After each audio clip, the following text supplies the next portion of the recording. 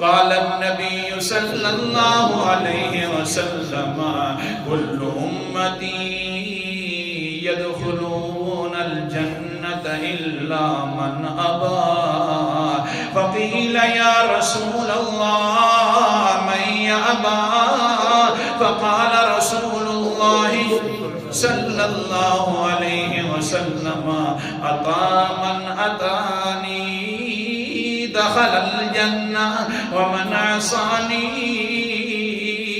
من ابا. اللہ اکبر کبیرہ. حضور صلی اللہ علیہ وسلم نے فرمایا میری ساری امت جنت میں داخل ہو جائے گی الا من ابا، مگر وہ انسان جس نے نافرمانی کر دی. اللہ کے رسول جی کون ہے نافرمان؟ فرمایا جس نے میری بات مان لی بس یہ تو جنت میں داخل ہوئیں گے، اور جس نے ومن عصانی، جس نے میری بات نہیں مانی، یہ لوگ میرے انکاری ہیں.